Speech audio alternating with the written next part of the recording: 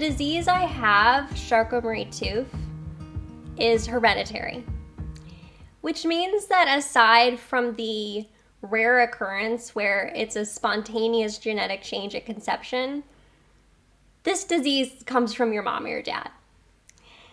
And so we know exactly where my disease came from. It came from my dad. That little genetic change from dad has caused a lot of challenges in my life. From leg braces by the age of 15, to a wheelchair at 17, to massive surgeries to rebuild my legs at 18.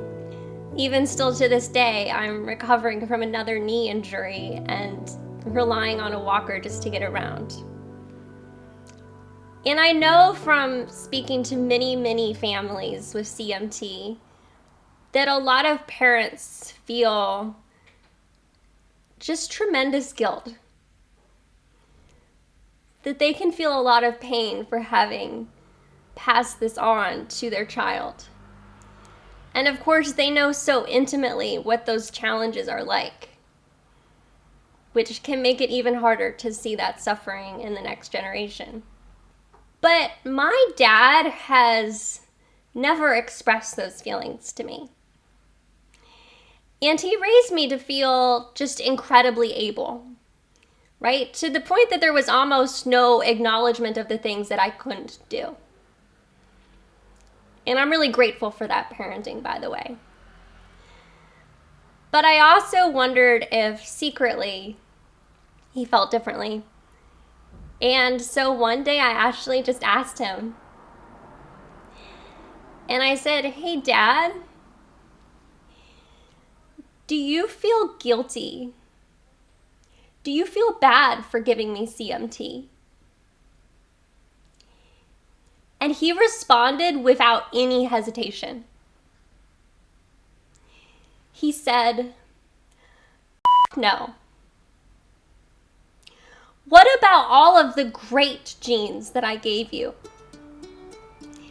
The intelligence gene, the witty gene, the good looks gene.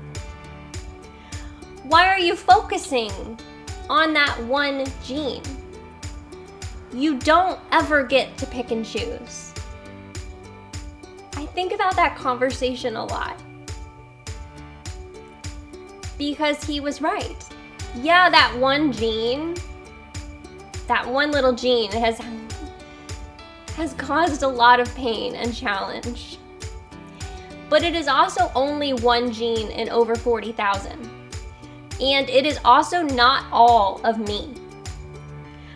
I also have writer genes that have allowed me to write and actually put a book out into the world. And I have speaker genes that allow me to talk to you on this camera without suffering a complete panic attack. And I have adventurer genes that have taken me to live in London, in a new country, that have taken me to see the Eiffel Tower, and literally to the top of the world, Machu Picchu. I have scientist genes that I used to get a degree in nutritional science. And I also have a couple, I think, stubbornness genes that have been really helpful in combating the CMT one. I guess what I've learned, and thanks, Dad, is that I don't ever want to let one gene dictate my entire image of myself.